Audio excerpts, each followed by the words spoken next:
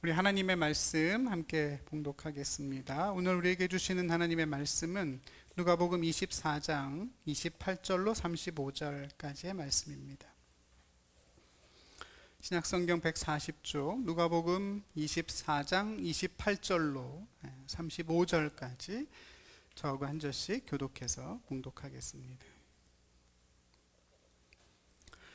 그들이 가는 마을에 가까이 가매 예수는 더 가려 하는 것 같이 하시니 그들이 강권에 이르되 우리와 함께 와사이다.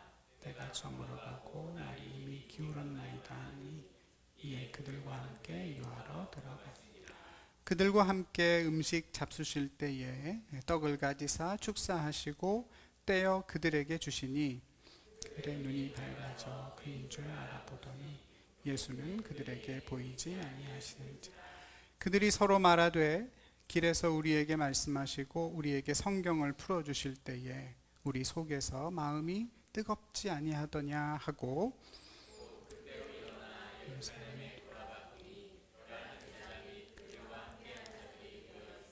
말하기를 주께서 과연 살아나시고 시몬에게 보이셨다 하는지라.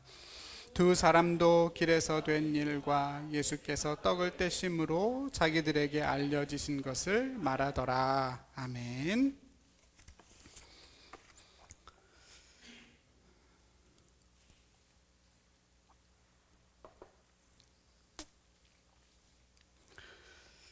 오늘 본문 30절에 그들과 함께 음식 잡수실 때에를 오늘 말씀의 제목으로 삼습니다. 이 말씀이 저와 여러분의 삶이 되기를 바랍니다. 안식 후 첫날, 그러니까 오늘 같은 주일 오후 예루살렘에서 엠마오로 내려가면서 그동안에 있었던 일들을 서로 문의하고 서로 이야기하고 있던 이 두 제자는 부활하시기 전과는 다른 모습으로 그들 가까이에 오셔서 그들과 동행하시던 예수님을 알아보지 못했고, 그런 채로 나사렛 예수에 관한 일들을 슬픈 기색을 띠고 주님께 이야기했습니다. 그 이야기를 듣고 계시던 주님께서 나중에 탄식하면서 말씀하시죠. 그리스도가 고난을 받고 그리고 나서 영광에 들어가야 할 것에 대해서 성경이 어떻게 기록하고 있는지 주님 당신에 관한 내용들을 자세히 풀어서 설명해 주셨습니다. 그렇게 세 사람이 엠마오에 가까이 다와갈 즈음에 날이 어두워졌습니다. 근데 예수님께서는 계속해서 더 여행을 이어가려고 하셨는데요. 더 정확하게 말하면 더 가려고 하는 것 같이 보여주셨습니다. 표현이 조금 애매하고 비슷하긴 하지만 분명히 다른데요. 예수님께서 더 가려고 하신 게 아니라 더 가려고 하는 것처럼 하셨습니다. 차이가 조금 있죠, 여러분? 네, 차이가 좀 있습니다. 확실한 의지를 가지고 더 가려고 하신 게 아니라 더 가시려는 척을 했다 하는 얘기입니다. 세번역 성경은 그렇게 옮겼어요. 가시려는 척을 했다. 이 문장에 사용된 동사의 뜻이 뭐뭐인 척하다, 마치 무슨 일이 일어날 것처럼 행동하다의 뜻이기 때문입니다. 뭐뭐인 척했다는 것은 그럴 마음이 아니었다는 것을 암시합니다. 누가 밥 먹은 척을 했다면 그거는 먹지 않았다는 뜻입니다. 엠마오에서 더 가실 마음이 없는데 예수님은 일부러 가시려는 척을 했습니다. 이때 글로바와 그의 아내 마리아가 예수님을 만류합니다. 이미 때가 저물었고 날이 어두워졌으니 여기 좀 더 머물다가 가십시오 권하고 있습니다. 성경은 이 두 사람이 예수님을 강권했다라고 표현을 했습니다. 강권하다라고 표현된 이 동사의 사전적인 의미는 힘을 사용하여 강요하다입니다. 상대방의 의지와는 무관하게 오히려 상대방의 의지에 반해서 억지로 뭔가를 하게 한다는 뜻입니다. 여기에 좀 더 유하여 가시라고 그냥 예의상으로 한번 얘기해 본 것이 아니고 예수님께서 거절하기 어렵게 아주 강하게 주님의 옷을 붙잡고 자기 집으로 끌어갔다는 얘기입니다. 그렇게 하니까 예수님 어떻게 하시죠? 들어가십니다. 거절하지 않으시고 그들과 함께 그 집으로 유하러 들어가십니다. 그리고 함께 저녁 식사를 나누시죠. 또 그 음식을 먹을 때 떡을 가지사 축사하시고 그 떡을 떼어 두 명에게 나누어 주십니다. 마치 예수님이 그 식탁의 주인 같죠? 네, 안 들어가실 마음인 것은 어디로 간 데 없고, 마치 그 식탁의 호스트인 것처럼, 그 가정의 가장인 것처럼 떡을 떼어 나누어 주십니다. 유대인들은 식사할 때 그 집의 가장이 먼저 떡을 떼고 하나님께 감사의 기도를 드리고, 그리고 이제 가족들이 나눠 먹거든요. 근데 그 일을 글로바가 아니라 예수님께서 하셨습니다. 손님이 주인 역할을 하는 아주 이례적인 일이죠. 마지못해서 그 집에 들어가신 예수님께서는 마치 그 순간을 기다리셨다는 듯이 친히 그 식탁의 주인이 되시고, 또 글로바 부부는 그것을 기꺼이 내어드리게 됩니다.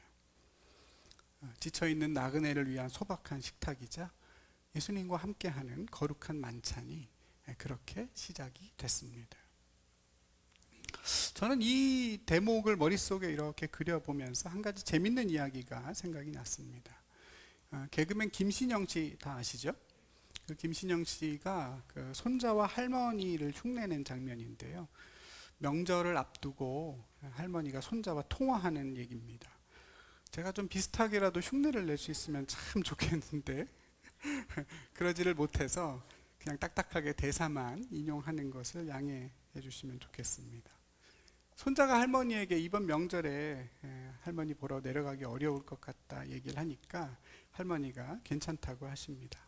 서울살이 하느라 바쁘고 차도 막히니 내려올 필요 없다. 나는 괜찮으니 걱정하지 말아라. 그러면서 어디가 왕창 아픈 것처럼 기침을 아주 격하게 당장이라도 병원에 입원할 것처럼 쿨럭쿨럭 하십니다. 괜찮다. 나는 괜찮다. 근데 아마 내가 올해를 넘기지 못할 것 같기도 하다. 내려오지 말아라. 빈말을 합니다. 명절에 용돈 이런 거 절대로 붙여주지 말라. 농협 1002-345 계좌번호를 불러주죠. 손자가 마지못해서 했을지는 모르지만 어쨌든 손자가 얼마 용돈 보내드릴게요 할머니. 그러니까 그래 내가 널 위해 항상 기도한다. 끊자 하고 전화가 끊어집니다. 그 집에 들어갈 마음이 있으시지만, 들어갈 마음이 굴뚝 같지만 예수님은 글로바에게 나 오늘 너의 집에서 유하여야겠다 말하지 않으십니다. 두 사람이 강권할 때까지 더 가려고 하시는 척을 할 뿐입니다. 그때 예수님이 엄청 배가 고프셨을 것이다. 부활하신 주님께서 처음 드신 식사일 텐데 엄청 배고팠을 거다. 우리 순장님 중에 한 분이 그런 얘기를 하시던데요. 그럼에도 예수님은 그들에게 부탁하거나 요구하지 않으시죠. 성경을 보면 예수님이 누군가에게 그렇게 식탁이나 잠자리를 요구하신 적이 한 번도 없다는 것에 놀라게 됩니다. 예외가 딱 한 번 있었죠. 부자였고 그의 마음에 예수님을 집에 너무나 모시고 싶어 했던 것을 알았던 삭개오에게 주님은 처음이자 마지막으로 얘기하셨을 뿐입니다. 그 누구에게도 섬김이나 호혜를 직접 요구하지 않으십니다. 대신에 드리면 받으시죠. 어린아이의 오병이어도 받으시고 여인이 깨트린 옥합도 받으십니다. 내가 문 밖에 서서 두드리노니 누구든지 내 음성을 듣고 문을 열면 내가 그에게로 들어가 그와 더불어 먹고 그는 나로 더불어 먹으리라 말씀하시지만 그 문을 쾅쾅쾅 두드리지 않습니다. 사랑은 무례하지 않기 때문입니다. 우리의 마음이 움직여서 자발적으로 주님을 모실 수 있도록 오히려 주님은 필요 없는 척, 다른 곳에 일이 있는 척 더 가려고 하실 뿐입니다. 우리의 주님이시지만 그 자리를 힘으로 차지하지 않으시죠. 우리가 주님을 강권하여 영접할 때까지 주님은 기다리고 또 마다하시되, 그러면서도 한편으로는 우리가 주님의 그런 필요를 느낄 수 있도록 어떤 척을 하십니다. 그래서 우리에게는 때론 주님을 향한 강권함이 필요합니다. 우리가 주님을 사랑하고 섬기고 주님 뜻에 순종하려고 한다면 그때 우리가 기억해야 할 단어 중에 하나가 강권입니다.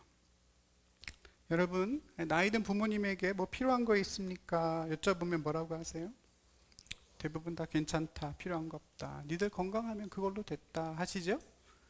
사랑하는 아내, 남편에게 뭐 선물해 줄까 물어보면 뭐라고 해요? 괜찮다, 부족한 거 없다, 난 당신만 있으면 된다, 그렇게 말하죠? 아니요도 있어요. 근데 그런 말들을 고지고대로 믿고 다 그냥 넘어가면 어떻게 됩니까? 삶이 아주 곤고해지죠. 네, 곤고해집니다. 말로는 싫다고 하지만, 됐다고 하지만 억지로라도 챙겨드리면, 부모는 언제 그랬냐는 듯이, 안 해드렸으면 큰일 날 뻔했다는 듯이 좋아하시고 기뻐하시고 자랑하십니다. 본문을 보면서 우리는 주님도 그러시다 하는 걸 느낍니다. 우리가 하나님을 위해 뭔가를 결단할 때, 또 주님의 이름으로 누군가를 섬기려 할 때 마찬가지입니다. 하나님, 제가 이걸 주님 위해서 좀 하려고 하는데 하나님 괜찮으신가요? 이렇게 섬기려고 하는데 하나님의 뜻인가요? 하나님께 여쭤보는 것은 사실상 무의미한 일입니다. 그런 건 물어보고 하는 것이 아니라 강권해서 할 일입니다. 그게 사랑이죠. 괜찮다, 안 해도 된다 하는 말씀을 고지고대로 다 받아들였다가는 우리가 평생 잊지 못할 주님과의 추억 하나를 다시 한번 놓치게 될지도 모릅니다. 여러분, 만약 그날 이 글로바 부부가 예수님을 강권해서 집으로 모시지 않았으면 두 사람의 삶은 어떻게 됐을까요? 주님은 그냥 그렇게 갈 길을 가시고 두 사람은 여전히 그분이 예수님이신 걸 모른 채로 엠마오의 삶을 이어가지 않았을까요? 그들이 예수님인 걸 알아본 것은 언제입니까? 길에서 예수님의 말씀을 듣고 난 후가 아니라 집에서 함께 식사를 나눈 직후, 식사를 하던 중이라고 성경은 말하죠. 대단히 놀라운 말씀입니다. 하나님 말씀을, 주님의 말씀을 들었을 때가 아니에요. 길에서 우리의 마음이 뜨거워지지 않았었나? 이렇게 두 사람이 얘기한 것도 언제냐면 나중입니다. 예수님이신 줄을 알아본 다음에 서로 나눈 얘기예요. 만약 그들의 눈이 열리지 않았다면 아마 자기들도 모르게 조용히 사그라들었을 그런 뜨거움이었다 하는 얘기입니다. 여러분, 그들은 분명 길에서 예수님 말씀을 풀어주셨을 때 그들의 마음이 뜨거워지는 것을 경험했습니다. 32절에 뜨겁지라는 말 옆에는 숫자 2가 있고요. 그 2번을 아래에서 찾아가 보면 헬 불타지라고 되어 있습니다.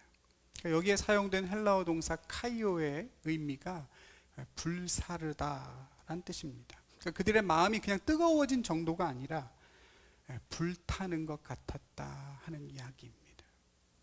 근데 여러분, 그런 불타는 것 같은 뜨거움도 곧 식어지고 잊혀지기 마련입니다. 그렇지 않습니까? 우리가 말씀을 듣거나 설교를 듣거나 또 찬양하거나 기도할 때 우리의 마음이 뜨거워지는 경우가 종종 있습니다. 때론 정말 큰 은혜를 받아서 우리의 마음이 불타오르는 것 같은 경험을 할 때도 있죠. 그러나 그 불타오르는 경험이 우리의 삶의 자리까지, 우리의 삶까지, 또 우리의 일주일의 일상에까지 이어지는 것은 또 다른 문제라는 사실을 우리는 잘 알고 있습니다. 집으로 돌아가는 과정에서 이미 마음은 식어가기 시작하고 집안 현관으로 들어가는 순간 우리가 들었던 말씀들은 저 무의식의 영역으로 떨어지곤 합니다. 내가 잠깐 뜨거웠었지 하는 희미한 기억만을 가진 채로 우린 다시 어제와 똑같은 차가운 오늘을 살아갈 때가 너무나 많습니다. 오늘 글로바 부부의 뜨거워진 마음도 마찬가지였을 겁니다. 다시 돌아온 엠마오에서의 삶에서 그 바쁜 일상과 생활의 염려 속에서 그 뜨거움은 곧 사그라들 것이었습니다. 지금은 어떨까요? 여러분, 길에서 우리에게 말씀하시고 성경을 풀어주실 때 우리의 마음이 뜨겁지 않았더냐, 이렇게 두 사람이 서로 얘기를 나누고 있는데요. 여기에서 뜨겁다라는 동사가 과거형일까요? 현재형일까요? 전 이걸 딱 보고 이게 과연 과거형일까? 과거에 뜨거웠다는 얘기일까? 아니면 지금도 뜨겁다는 얘기일까? 궁금했어요. 어떨까요, 여러분? 네, 헬라어 성경을 읽어보면 현재형으로 되어 있습니다. 현재 분사예요. 그러니까 길에서 뜨거워졌던 그 마음의 열기가 집에서까지 식지 않았다는 뜻입니다. 그들의 마음이 식지 않았던 결정적인 이유에 대해서 성경이 뭐라고 말하는지 우리는 알고 있습니다. 예수님을 강권하여 모셔서 함께 식사하면서 그들의 눈이 열렸고 그분이 예수님이신 것을 알아봤기 때문입니다. 아, 이분이 주님이시구나. 정말로 부활하셨구나. 정말 약속대로 부활하셨고 그 주님이 우리를 찾아오셨구나. 그리고 우리와 함께 말씀을 나누시고 우리 집에 머물러 식사하시고 우리에게 떡을 떼어 주셨구나 라고 하는 그 사실이 그들의 마음을 더 활활 타오르게 만들었습니다. 그 뜨거움을 간직하고 이 두 사람이 예루살렘으로 올라가죠.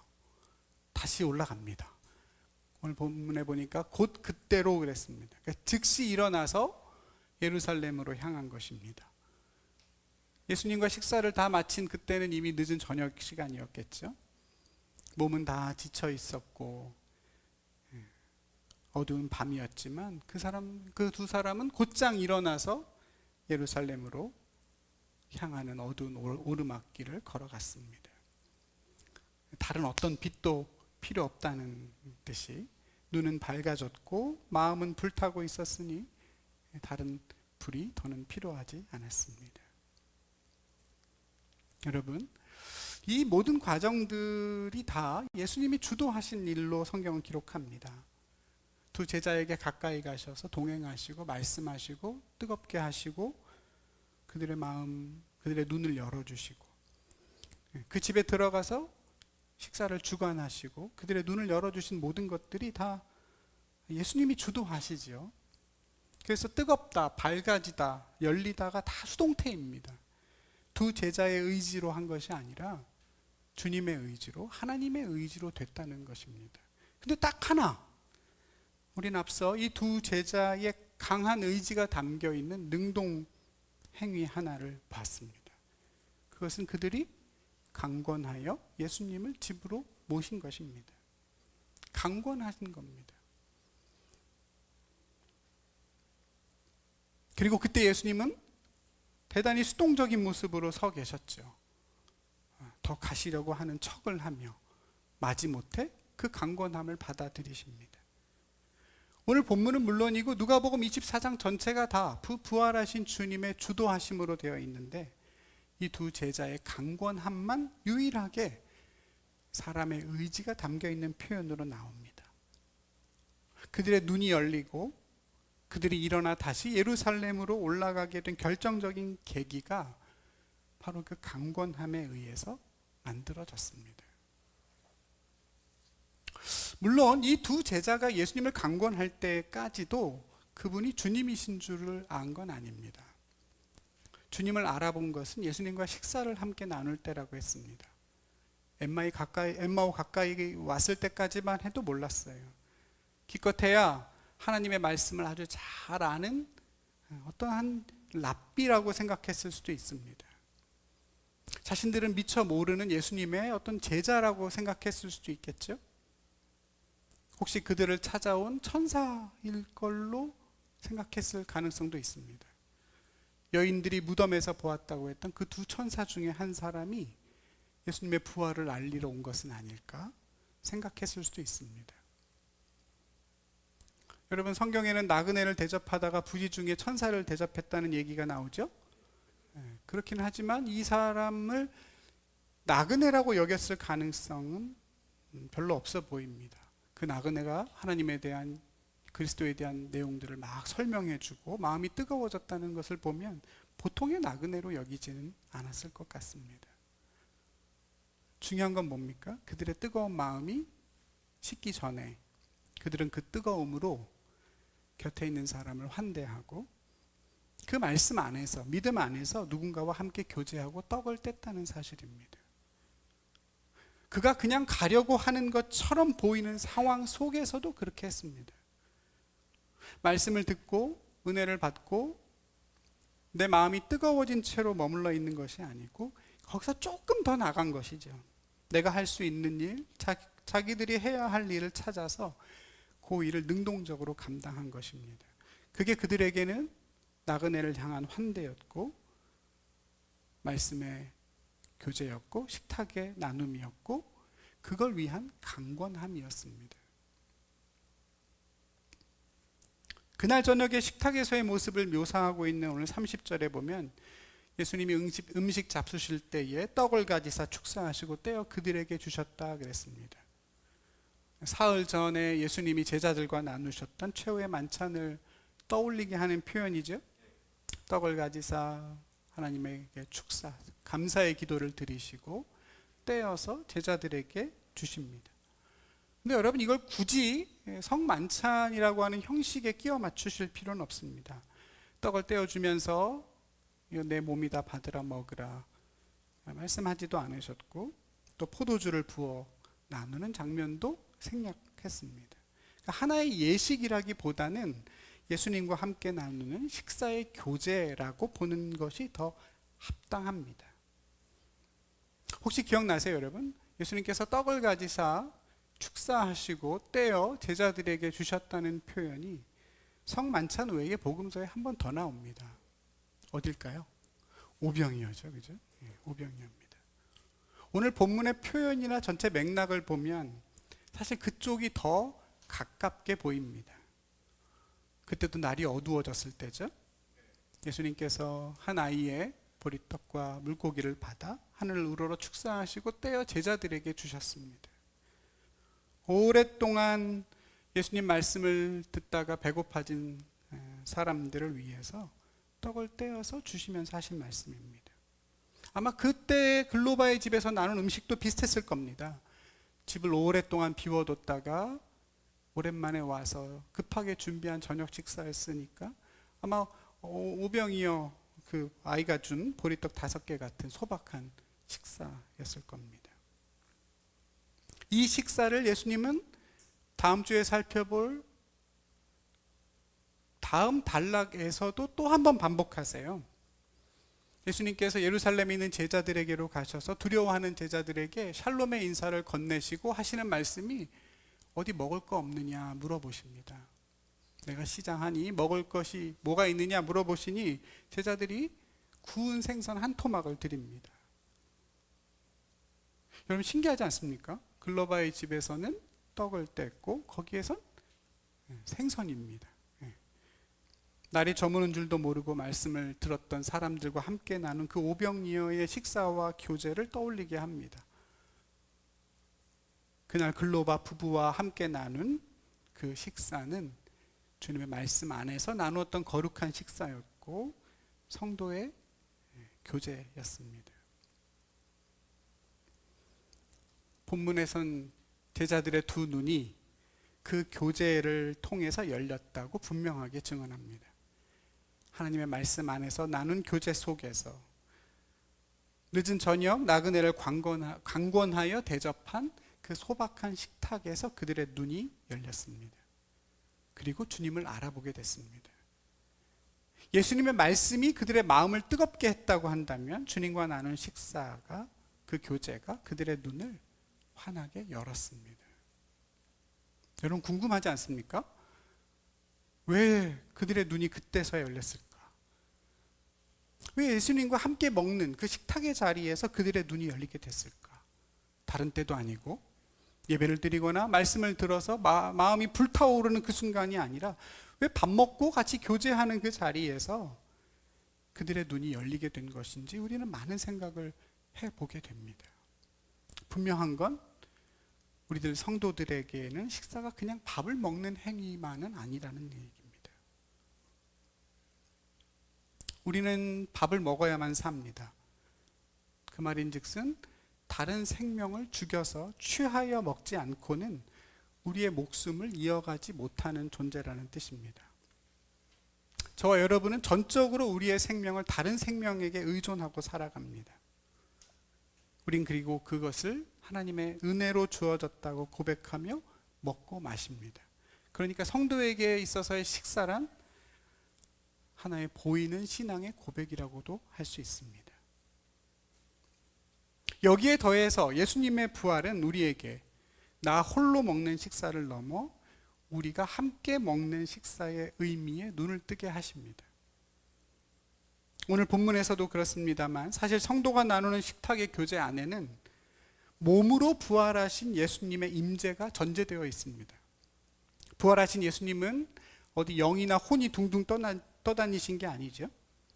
저와 여러분과 함께 먹고 마실 수 있는 새로운 몸으로 부활하셔서 제자들과 함께 먹고 마셨습니다.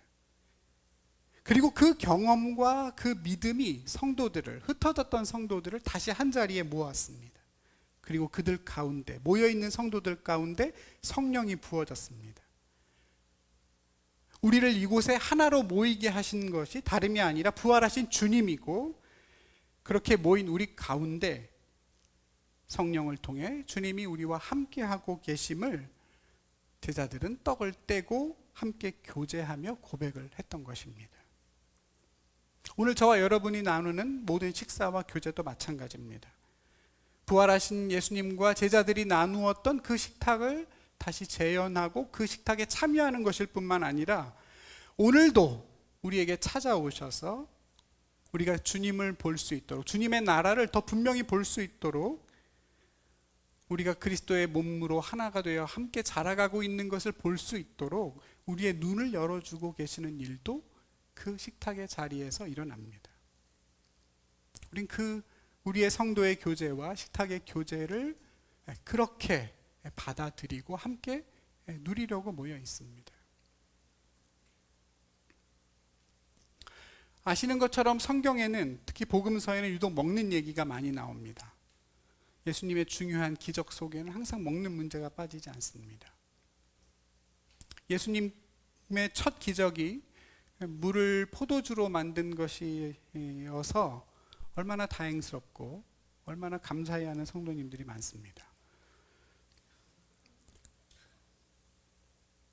식탁은 우리가 하나님을 만나는 거룩한 지성소라고도 누가 말했습니다.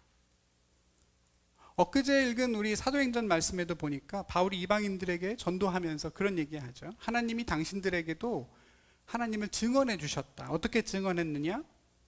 하늘에서 비를 내리고 결실하기를 할 수 있도록 결실을 주시는 선한 일을 하셔서 너희가 음식과 기쁨으로 사람의 마음을 만족하게 하셨다. 그게 하나님이 너희를 위하신 선한 일이다. 이렇게 증언했죠. 자녀들이 먹고 즐거워할 수 있도록 가장이신 하나님 아버지께서 지금도 그 선한 일들을 우리에게 베풀고 계십니다. 지난주에 우리 장로님께서 직접 구워주신 그 통닭, 여러분 얼마나 맛있고 그걸 나누는 교제가 얼마나 즐거웠습니까? 그렇죠? 음식과 환대로 누군가의 마음을 만족하게 하는 그것이야말로 하나님의 선한 일이고 누군가의 눈을 밝혀주는 하나님의 일인 것입니다. 그런 관점에서 성경을 보면 우리는 먹고 마시는 것, 특별히 함께 먹고 마시는 그 일이 성도에게 얼마나 귀하고 중요한 일인가를 새삼 느끼게 됩니다. 교회는 철근과 콘크리트로 건축되는 것이 아니라 주님의 말씀과 그 안에서 누리는 성도의 교제로 세워집니다. 세우시며 모으시고 고치시며 싸매시는 하나님의 일도 거기서부터 시작이 되겠죠. 주님 안에서 함께 먹고 마시고 함께 교제하는 그 거룩한 식탁에서부터입니다. 인간의 운명이 엇갈리게 된 첫 번째 지점도 다름 아닌 먹는 문제였음을 우리는 성경을 통해 알고 있습니다. 성경에 기록된 최초의 식사, 최초의 먹는 행위로 인해서 인간은, 아담과 하와는 하나님과 소외됐습니다. 오늘 본문에 나오는 두 사람, 글로바와 그의 아내 마리아였던 것처럼 그때도 부부가 함께 먹었습니다. 그때도 식사 후에 두 사람의 눈이 밝아졌죠. 그 밝아진 눈으로 자신들이 벗은 줄을 알게 되었고 부끄러워 하나님을 두려워하여 숨었다고 성경은 기록합니다. 눈이 밝아졌지만 도리어 하나님을 두려워하게 되었고 하나님과 단절됐습니다. 한 몸이던 부부도 처음으로 소외를 경험하게 됐죠. 죄와 사망이 이 세상 가운데로 들어오게 된 너무나 뼈아픈 식사였다고 성경은 기록합니다. 오늘 제자들도 마찬가지입니다. 함께 먹고 눈이 밝아졌습니다. 그리고 주님을 알아보게 됐습니다.